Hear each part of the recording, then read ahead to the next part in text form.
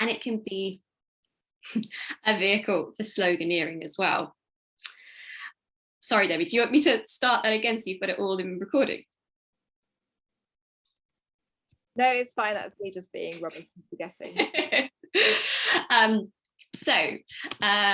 More recently, tote bags, as we said in the video, they found a really comfortable home in the literary gift market.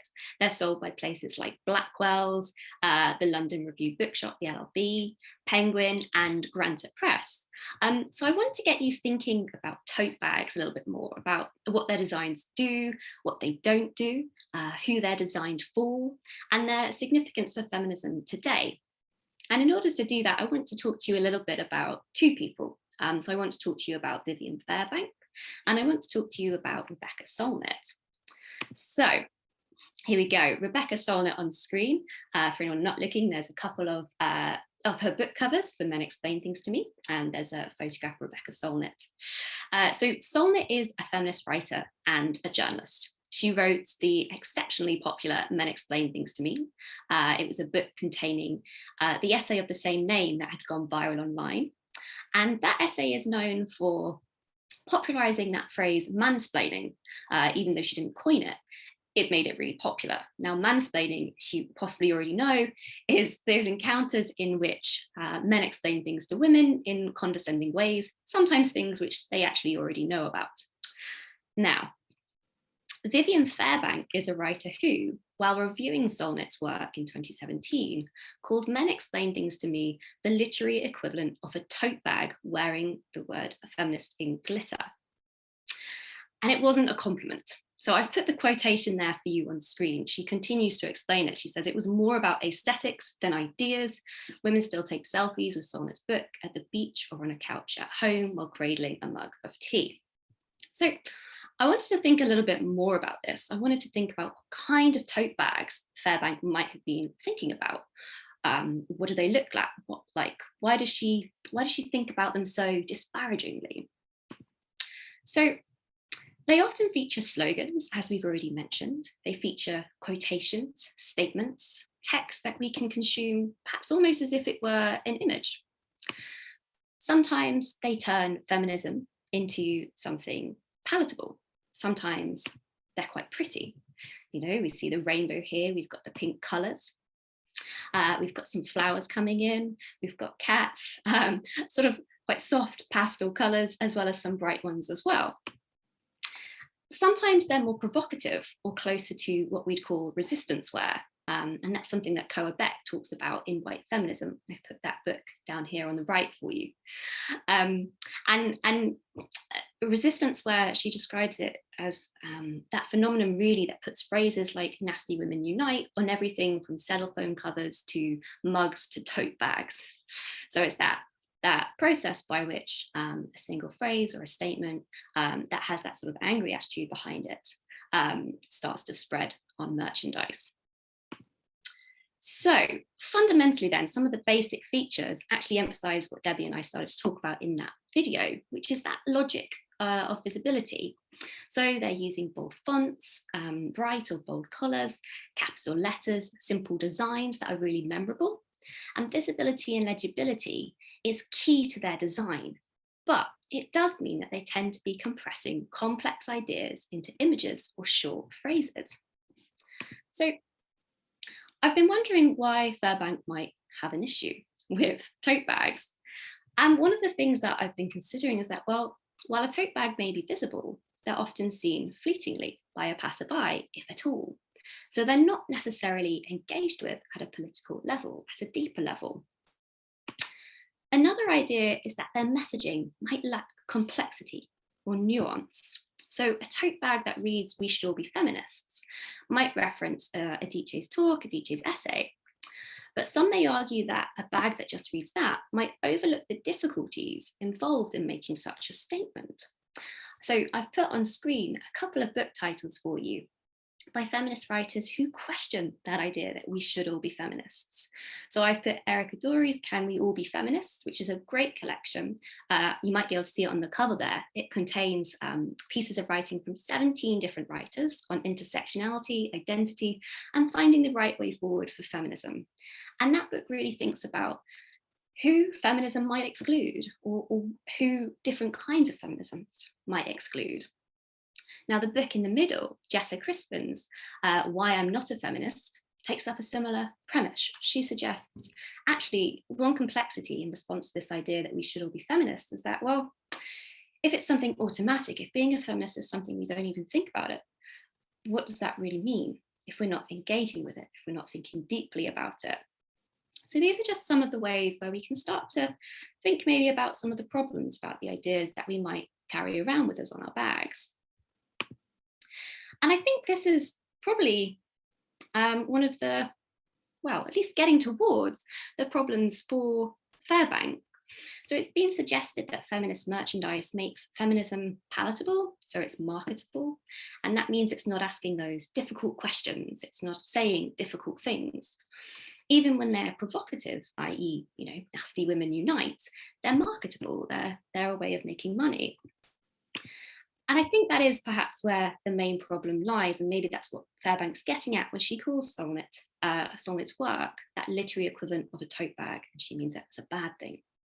So she sees Solnit's book as being wrapped up in a commercialized feminism, which can reduce feminist empowerment into commodified products that undermine feminist ideology by feeding the powers that be. And by that, I mean sort of capitalist, patriarchal systems, neoliberal ideologies. So again, there's a couple of books on screen that might be of interest if this is sort of piquing your interest. So again, for anyone not looking, but who might just be listening, the first one is We Were Feminists Once, and it's by Andy Zeisler. And the second one on screen is The Rise of Neoliberal Feminism by Catherine Rottenberg.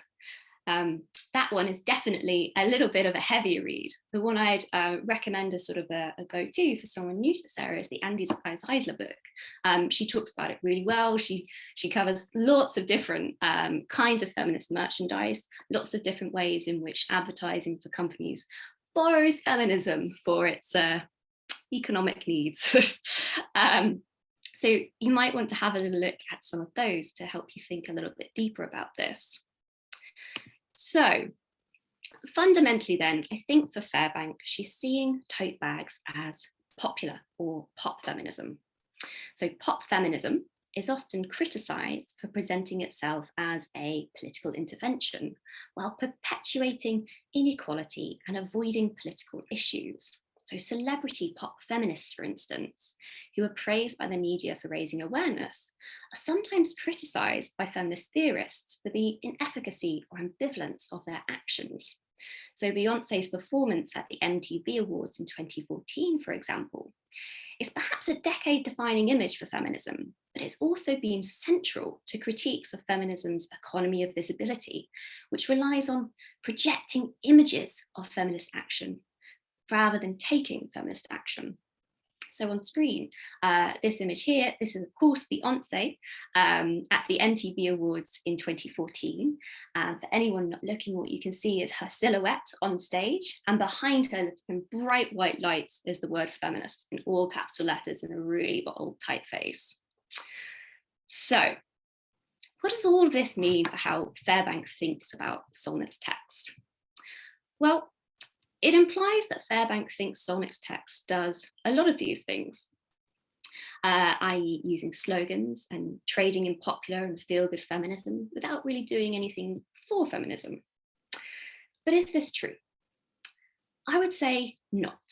Although Solnit puts lots of quotations in large type in the middle of her book pages, they're often provocative, dark, troubling, contentious, tough, and ugly. So I've got a couple here on screen for you. And again, I'll read them out just in case anyone's solely listening. So the first one says, violence doesn't have a race, a class, a religion, or a nationality, but it does have a gender. And the second one reads, the lives of half of humanity are still dogged by, drained by, and sometimes ended by this pervasive variety of violence. Now, these two quotations come from an essay in which she's talking about domestic violence, violence that is predominantly against women. But they're rather provocative in many ways. Incriminating an entire gender is challenging within the context of the essay itself, and that's where it's surrounded by caveats and explanations about how domestic violence is predominantly committed by men against women. rather than women against men.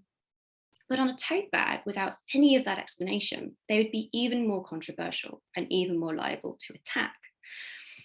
So this is one of those reasons for why I disagree with Fairbank's idea, actually, that Solnit's book is the equivalent of a literary tote bag. I think recognizing that these are grisly and non-marketable moments help us to understand what Fairbank was getting at when she talked dismissively about tote bags.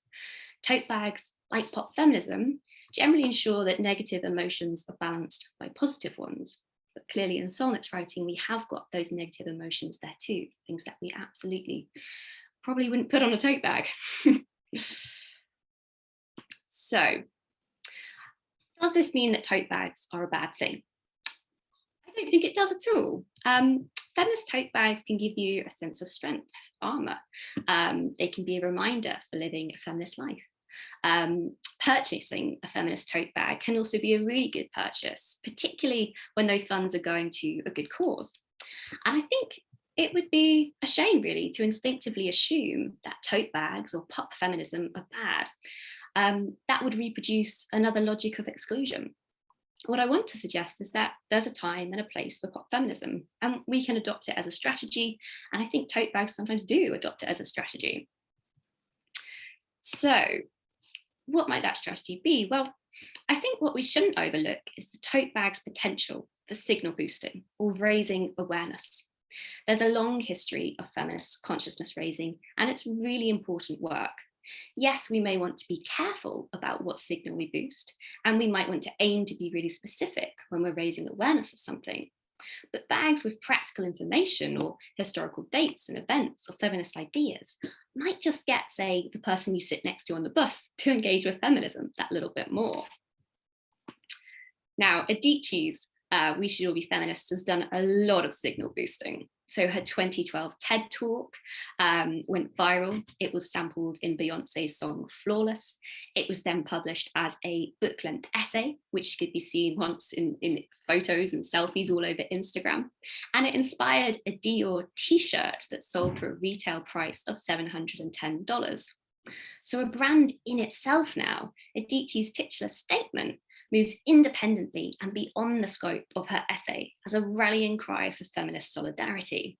And it will no doubt be cited alongside Beyonce's MTV performance and Solnit's Men Explain Things to Me in future narratives about feminism in the 2010s. And Adichie defends her pop feminism because, practically speaking, it raises awareness about feminism. And I think Solnit's book does that too. So Solnit adopts the style of pop feminism tactically, I think. Men Explain Things stands out as a pop feminist text, but some of her other books do not. So I'm saying they have different styles. Different books she's produced have different styles. So I've put an example on screen for you. Now this comes from near the beginning of Solnit's Whose Story Is This? And it's from an essay called Cathedrals and Alarm Clocks, which imagines how language provides the infrastructure of our world. So again, for anyone listening, I'm just going to read that quotation for you now. We are building something immense together that, though invisible and immaterial, is a structure assembled from ideas, visions, and values, emerging out of conversations, essays, editorials, arguments, slogans, social media messages, books, protests, and demonstrations. Okay, so this essay is more creative and philosophical in some ways than the journalistic and pop feminist writing that we find in Men Explain Things to Me. Now, this extract on screen that I've just read out there is informed by the feminist philosopher Kate Mann, who explains how language shapes what is possible and what is possible for feminism. So when Solnit is disparagingly called a pop feminist then, we might consider how she utilised pop feminist aesthetics in her 2014 collection, And Explain Things to Me, as a strategy to capture zeitgeists in response to a growing feminist market and readership. It was perhaps a transactional trade-off or a marketplace bargain, but I think it was done in the name of feminism ultimately. So, to sum up then, the tote bag has a contested presence in the world of feminism, that I can't deny. And for some, it symbolises the feminist politics of marketplace sloganeerings. So on the one hand, someone may argue these tote bags help to maintain the feminist movement by raising awareness. But on the other hand, it could simply be seen as the cold commercialisation of feminism. So the message here is not that we shouldn't make feminist bags. Don't worry, Debbie. It's that we should be mindful about what kind of bags we design. It's a great way to get us to reflect more generally on how commercial feminist tote bags, for instance, are implicated in fashion, politics, and the economy. So what kind of things should we do or consider when making tote bags to make sure they're productive for the feminist movement, if that's what we want? I think it's important that we should reflect on who we want our tote bags to be for and what we want them to achieve, if anything. And then we should design them with that in mind. I think we should think about how palatable we want them to be. Sadly, there is a real risk factor attached to what statements you make when you walk down the street. So you might want to consider that, or choose a design that you'd be happy to be seen with. And I think we should think about the tone too. So on screen, I've put 2 book covers again, and they're both book covers for Men Explain Things to Me. And the first one on the left has Rebecca Solnit at the top, then the title, Men Explain Things to Me. The background is blue, and all across the cover, there are little yellow circles of different sizes, and they're meant to look like stars, and lines have been drawn between them so it looks like constellations. And you can't quite tell from the image on screen, but when you see it in person, they're gold, it's gold foil. The picture on the right is a cover for the same book, but this time the title, Men Explain Things to Me, is in a larger font, it looks more scholarly, and it's got a plain blue background. So the one on the left has that gold foil constellation, and it was designed by Tom Darricat, and it was for Granta. And that actually really recalls Fairbank's comparison of her book to a feminist glittery tote bag, right? It's got that glittering gold. Now, Granta is part of the Faber Independent Alliance. So it's a large trade publisher based in the UK that bought the interior text setting from Dispatch Books in 2014. And they were the ones that produced this really eye-catching edition. Now, the second cover was created by Abby Wentraub for Haymarket Press, a non-profit independent book publisher, which publishes books for what they call a critical, engaged, and international left that can contribute to struggles for social and economic justice. Now, the first one is pretty, it's pop feminist, and the second one seems calmer, maybe more academic, and it's meant to look a little like a placard for a street protest. So they set very different tones for the book and reflect the political and economic publishing context which created them. Now, although Darricat and Wentraub may not have intended for it to be so, their cover designs, I think, capture some of the tensions felt among feminists today and which surround tote bag feminism. So definitely think about the tone you set for feminism with your bag. Another thing that I think is really important is to cite the author. If you're providing a literary quotation, it's really important to give credit to the feminist writer behind it. That can provide authority to the statement you're providing. And it can be a point of reference for a passerby to start looking up ideas about feminism. And it's also important to make sure that the contributions of writers, particularly from marginal communities, aren't lost. So if you're going for a quotation, I really recommend that you leave the author on there, and you could even put the book it's from if you like, so they can follow it up, just as you have with the Ursula Le Guin book that Debbie mentioned. Okay, I think we should also think carefully about the quotations we choose to put in them. That's the purpose of our event today. Think about what kind of feminism they generate. Is it intersectional? Who does it represent? Who might it exclude? And maybe consider using a quotation that can't be packed down too neatly, that may make people want to do some exploring, some research of their own. Okay.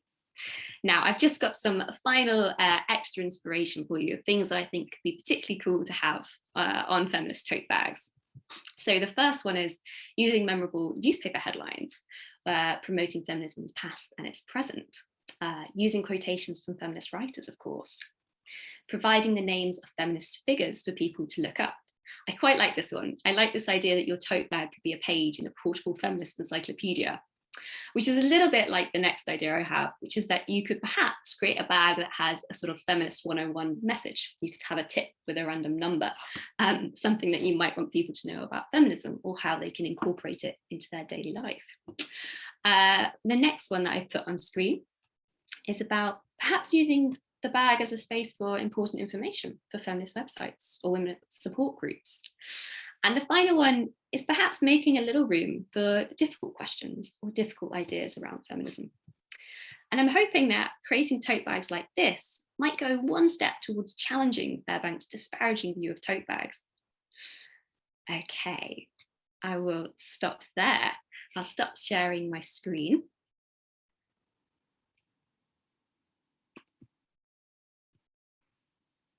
There you go.